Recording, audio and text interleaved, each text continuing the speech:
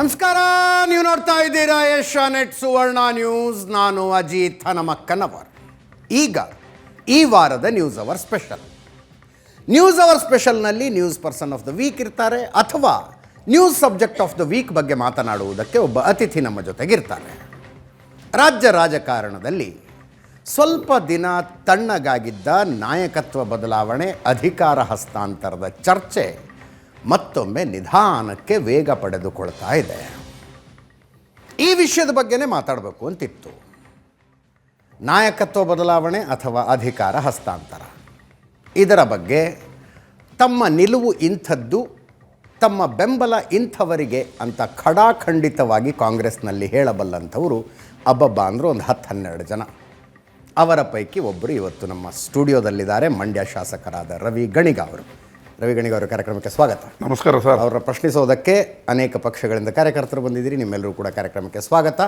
ನಾಯಕತ್ವ ಬದಲಾವಣೆ, ಅಧಿಕಾರ ಹಸ್ತಾಂತರದ ಚರ್ಚೆ ನಿಧಾನಕ್ಕೆ ಮತ್ತು ವೇಗ ಪಡ್ಕೊಳ್ತಾ ಇದೆ. ಅಲ್ಲ, ಸತ್ಯ ಹೇಳ್ಬೇಕು, ನಡೀತಾ ಇದೆ. ಅದನ್ನು ನಾವು ಇಲ್ಲ ಅಂತ ಸುಳ್ಳು ಹೇಳೋಕ್ಕಾಗಲ್ಲ. ಈಚೆರಲ್ಲಿ ಕೂತು ಹೌದು ನಡೀತಾ ಇದೆ. ಅದು ಜಾಹೀರಾತು ಆಗಿದೆ, ಟಿ ವಿಲಿ ಬರ್ತಾ ಇದೆ, ಪೇಪರಲ್ಲಿ ಬರ್ತಾ ಇದೆ.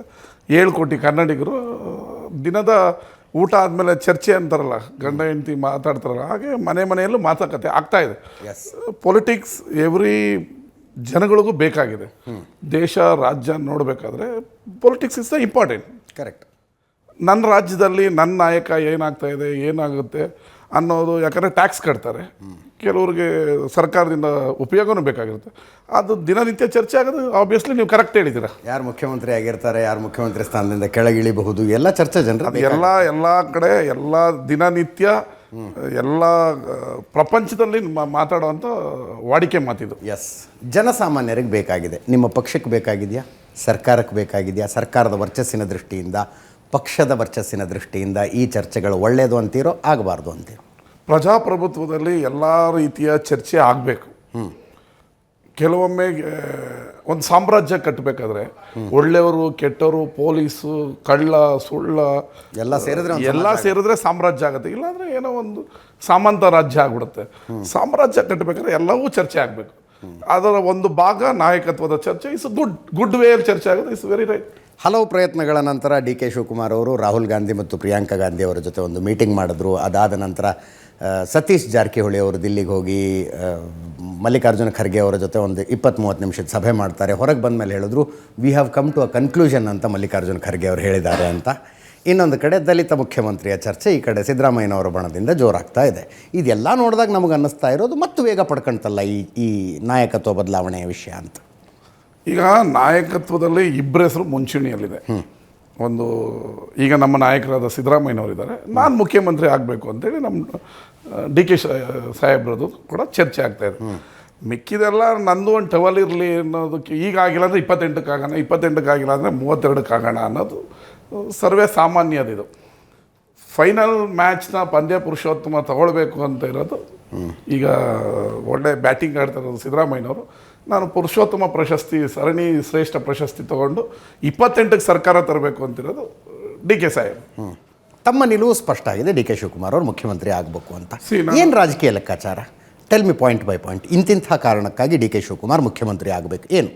ಪಕ್ಷದ ಶಾಸಕನಾಗಿ ನಾನು 136 ಜನನು ನನ್ನೂ ಸೇರಿ ಸಿದ್ದರಾಮಯ್ಯ ಅವ್ರ ಪರನೂ ಇದ್ದೀವಿ, ಡಿ ಕೆ ಶಿವಕುಮಾರ್ ಅವ್ರ ಪರನೂ ಇದ್ದೀವಿ. ಆ್ಯಸ್ ಎ ಪ್ರೆಸಿಡೆಂಟ್ ವೈಯಕ್ತಿಕವಾಗಿ ನನಗೆ 20 ವರ್ಷದಿಂದ ಪರಿಚಯ ಇರುವಂಥ, ನನ್ನ ಕಷ್ಟ ಸುಖಗಳಲ್ಲಿ ಆಗಿರುವಂಥ ಡಿ ಕೆ ಅವರು CM ಆಗಬೇಕು ಅನ್ನೋದು ನಾನು ಬಯಸ್ತಾ ಇರೋದು, ಬಯಸೋದು ಕೂಡ.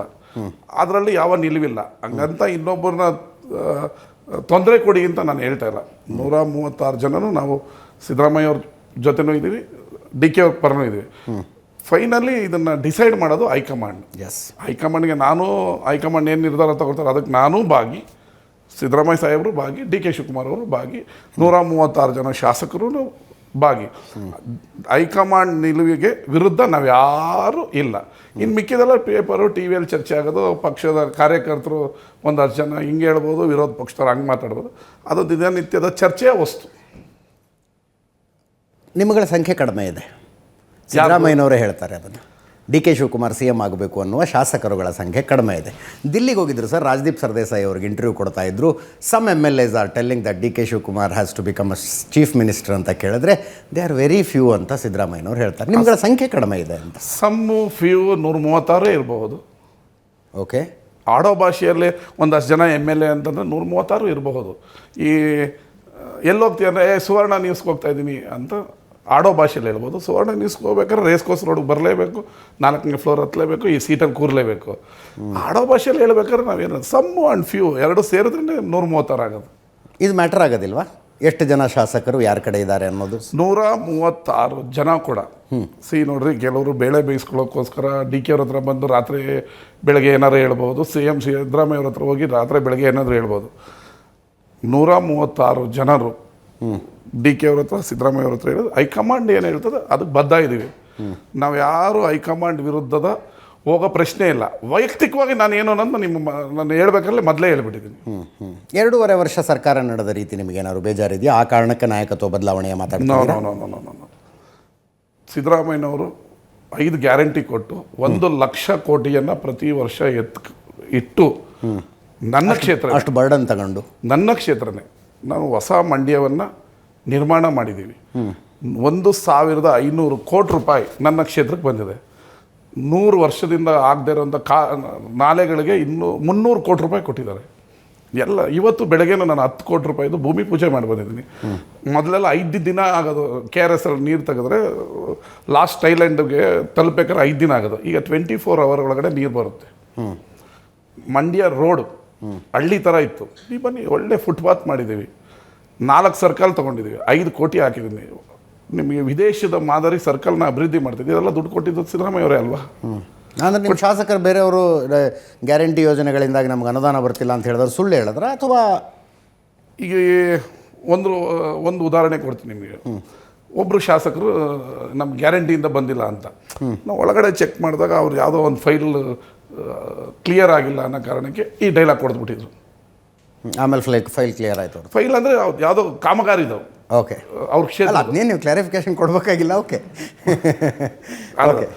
ಆ ಥರ ನಾನಾ ಕಾರಣಕ್ಕೆ ವೈಯಕ್ತಿಕವಾಗಿ ಹೇಳ್ಬಹುದು ಕೆಲವರು. ಬಟ್ 224 ಕ್ಷೇತ್ರಕ್ಕೂ ಅನುದಾನನ ಬಿಡುಗಡೆ ಮಾಡಿದ್ದಾರೆ. ಮೊನ್ನೆ 10 ಕೋಟಿ ನಮಗೂ ಕೊಟ್ಟರು, ಅವ್ರಿಗೂ ಕೊಟ್ಟರು. ಸಫಿಷಿಯೆಂಟ್ ಕೊಟ್ಟಿರೋಂಥ ಮುಖ್ಯಮಂತ್ರಿ ಯಾರಾದರೂ ಇದ್ದರೆ ಸಿದ್ದರಾಮಯ್ಯನವರು. ಅದರಲ್ಲಿ ಏನು 2 ಮಾತಿಲ್ಲ. ಆದರೆ ವೈಯಕ್ತಿಕವಾಗಿ DK ಅವರು CM ಆಗಬೇಕು ಅನ್ನೋದು ಬಯಸೋವು ನಾನು. ಆ ಕಾರಣಗಳಿಗೆ ನಾನು ಹೇಳೋದ್ರಲ್ಲಿ ಅದರಲ್ಲೇನು ತಪ್ಪಿಲ್ಲ ಅಂತ ನನಗನ್ನಿಸಿದೆ. ರಾಜಕೀಯ ಲೆಕ್ಕಾಚಾರ ಅಂತ ಒಂದಿರುತ್ತೆ ನೋಡ್ರಿ. ನನ್ನ ಕ್ಷೇತ್ರದ ಡೆಮೋಗ್ರಫಿ ಹಿಂಗಿದೆ, ಆ ಕಾರಣಕ್ಕಾಗಿ DK ಶಿವಕುಮಾರ್ CM ಆಗಬೇಕು. ಅಥವಾ ಮುಂದಿನ ಚುನಾವಣೆಯ ಲೆಕ್ಕಾಚಾರ ಹಿಂಗಾಗುತ್ತೆ, ಆ ಕಾರಣಕ್ಕಾಗಿ DK ಶಿವಕುಮಾರ್ CM ಆಗಬೇಕು. ಏನೋ ಒಂದು ಪೊಲಿಟಿಕಲ್ ಕಾರಣ ಇರುತ್ತಲ್ಲ. ಆ ರೀತಿ ಏನು ಭಾವನೆಗಳಿಲ್ಲ. ವೈಯಕ್ತಿಕವಾಗಿ ನಾನು 20 ವರ್ಷದಿಂದ ಅವ್ರ ಜೊತೆ ಬೆಳೆದಿರೋದ್ರಿಂದ ಒಂದಿನ ಅವ್ರು CM ಆಗಬೇಕು ಅನ್ನೋದು ಅವ್ರನ್ನ ಆ ಚೇರಲ್ಲಿ ನೋಡಬೇಕು ಅನ್ನೋದು ಭಾವನೆ ಇರೋದ್ರಿಂದ ನಾನು ಹೇಳ್ತಾ ಇದ್ದೀನಿ. ಬಿಟ್ಟರೆ ಅದರಲ್ಲೇನು ಇಡನ್ ಅಜೆಂಡಾ ಆಗಲಿ, ಜಾತಿ ಲೆಕ್ಕಾಚಾರ ಆಗಲಿ ಏನಿಲ್ಲ. ಸಿದ್ದರಾಮಯ್ಯವರು ಕೂಡ ನಾನು ಆ್ಯಸ್ ಎ ಒಕ್ಕಲಿಗ ನಮ್ಮನ್ನು ಭಾಳ ಪ್ರೀತಿಯಿಂದ ನಾವು ಹೇಳೋದನ್ನೆಲ್ಲ ಕೆಲಸ ಮಾಡಿಕೊಟ್ಟು ಭಾಳ ಪ್ರೀತಿಯಿಂದ ನೋಡ್ಕೊಳ್ತಾರೆ. ಅದರಲ್ಲೇನು ಯಾವತ್ತೂ ಕೂಡ ಅವರು ಪಾರ್ಶಾಲಿಟಿ ಮಾಡಿದ್ರು, ಕುರುಬರಿಗೆ ಮಾತ್ರ ಚೆನ್ನಾಗಿ ನೋಡಿಕೊಂಡ್ರು, ಒಕ್ಕಲಿಗರು ಆ ಭಾವನೆನೇ ನಮಗಿಲ್ಲ.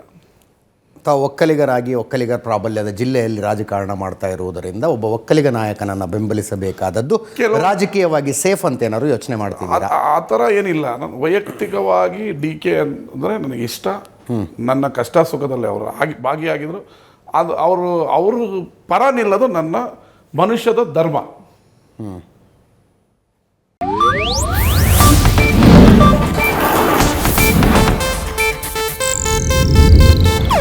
ಇದು ಏಷ್ಯಾನೆಟ್ ನ್ಯೂಸ್ ನೆಟ್ವರ್ಕ್ ಪ್ರಸ್ತುತಿ.